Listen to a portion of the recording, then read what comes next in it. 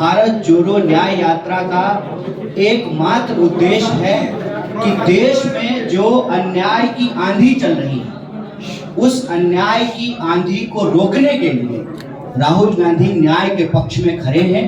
और यह जो न्याय हम मांग रहे हैं उसमें हम 5 तरह के न्याय की बात करते हैं। और जब हम 5 शब्द बोलते हैं, पंच शब्द बोलते हैं, तो यह भारतीय संस्कृति, परंपरा, इतिहास से बहुत गहराई से जुड़ा हुआ है।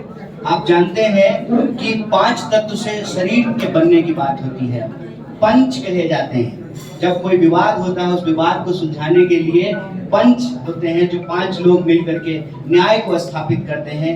और इसके साथ साथ आपने महाभारत में सुना होगा कि पांडवों की बात की गई है। तो 5 शब्द जो है उसको हमारी संस्कृति और इतिहास में बहुत महत्वपूर्ण माना जाता है।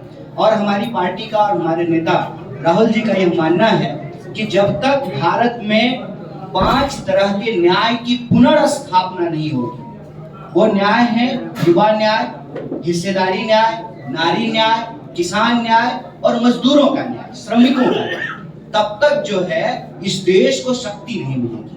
और देश कहने का मतलब इस देश में रहने वाले 140 करोड़ लोग। देश का मतलब सिर्फ ये नहीं है कि प्रधानमंत्री के 2-3 दोस्त। और जयराम जी ने कहा कि आज की यह जो भारत जोड़ो न्याय यात्रा है, यह एक वैचारिक यात्रा है और इसमें 2 तरह के विचार का जो है संघर्ष चल रहा है। एक तरफ वो लोग हैं जो बेच रहे हैं और दूसरी तरफ हम लोग हैं जो बचाने की कोशिश कर रहे हैं। क्या बचाना चाहते हैं?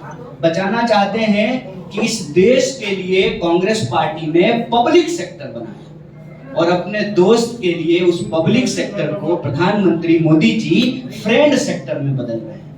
वो पब्लिक सेक्टर को फ्रेंड सेक्टर बना रहे हैं। फ्रेंड सेक्टर कैसे बना रहे हैं?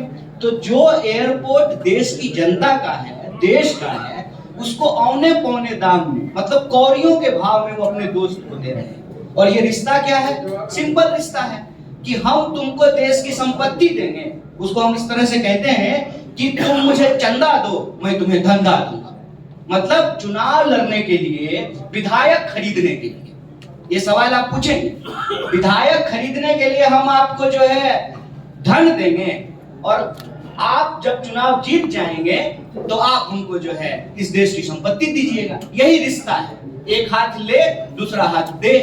सवाल यही है ना कि लोकतंत्र को कौन बेच रहा है। और लोकतंत्र को जब बेचा जा रहा है तो लोग जो है, लोग कहने का मतलब 140 करोड़ लोग, उनको इस बात पर ध्यान ना जाए, उनका ध्यान इस तरफ ना जाए कि रेलवे उनकी है, एयरपोर्ट उनका है, बोकारो स्टील प्लांट उनका है, तमाम पब्लिक सेक्टर उनका है, उस तरफ उनका ध्यान ना जाए। इसलिए यह जरूरी है कि लोगों को आपस में लड़ाया जाए। ये बहुत पुरानी तकनीक है, ये लोग जो है ब्रिटिशर्स से सीखे हैं। फूट डालो, राज करो, इंसान को आपस में लड़ाओ, डिवाइड, डाइवर्ट करो और इस देश की संपत्ति को अपने दोस्त की तिजोरियों में पहुंचाओ। अब आप झारखंड में भी देख लीजिए कि, और सिर्फ झारखंड की बात नहीं है, आप किसी भी स्टेट में चले जाइए, बीजेपी का एकमात्र काम है कैसे एक ही समाज को आपस में लड़ा दिया जाए, कैसे जो है उनके बीच में अंतर विरोध पैदा कर दिया जाए।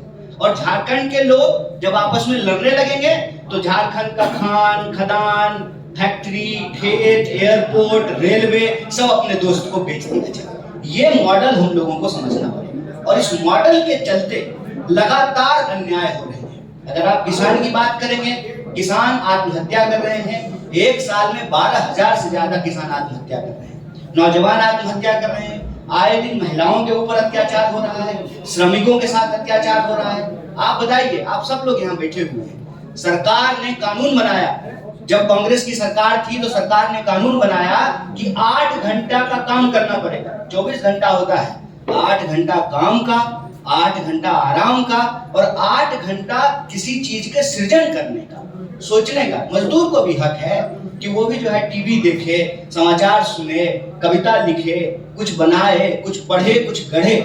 ये जो 8-8 घंटे का नियम बनाया था, कहीं ये नियम अब लागू हो रहा है? आप सब लोग मीडिया सेक्टर में ही हैं, बता दीजिए 8 घंटा काम करते हैं कि 8 घंटा से ज्यादा काम करते हैं? लेकिन आपको मजबूरी में काम क्यों करना पड़ता है? क्योंकि कानून को कमजोर किया जा रहा है। कानून को किस लिए कमजोर किया जा रहा है? मालिकों के पक्ष में। और मालिकों के पक्ष में क्यों कमजोर किया जाता है? क्योंकि मालिक चंदा दे रहे हैं सरकार को, इसीलिए सरकार आज आम लोगों के साथ अन्याय कर रही है। इसीलिए भारत जोड़ो न्याय यात्रा भारत जोड़ो यात्रा का ही एक्सटेंशन है।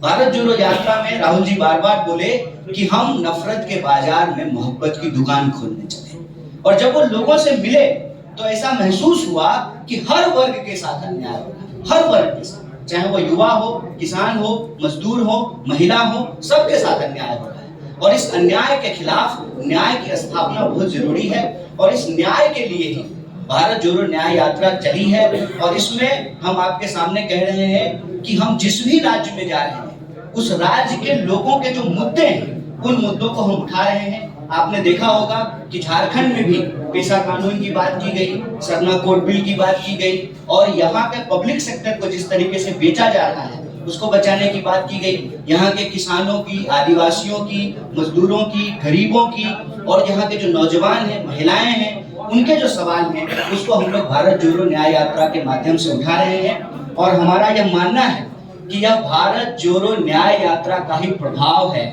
कि जहां जहां हम जा रहे हैं वहां वहां जो है इनके पेट में जबरदस्त दर्द हो रहा है। ऐसा दर्द हो रहा है कि ये साम दाम दंड भेद लगा करके उस जगह की सरकार को अस्थिर करने का प्रयास करते हैं। यहाँ की सरकार को भी अस्थिर करने का प्रयास किया, लेकिन मैं आप सबको एक बात कह देना चाहता हूँ कि चाहे ये जितनी भी ताकत लगा लें, भारत जोड़ो न्याय यात्रा न्याय की पुनर्स्थापना किए बिना रुकने वाली नहीं है।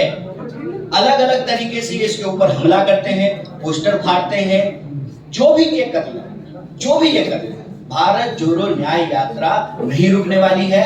और हमारा कमिटमेंट यही है कि इस देश में रहने वाले जो 140 करोड़ लोग हैं उनको न्याय स्थापित करके रहेंगे, और हमारे देश के संविधान ने जो हमको अधिकार दिया है उस अधिकारों को हम बचा करके रहेंगे। आप सब लोग हमारी बात को ध्यानपूर्वक सुने। आपका बहुत बहुत धन्यवाद।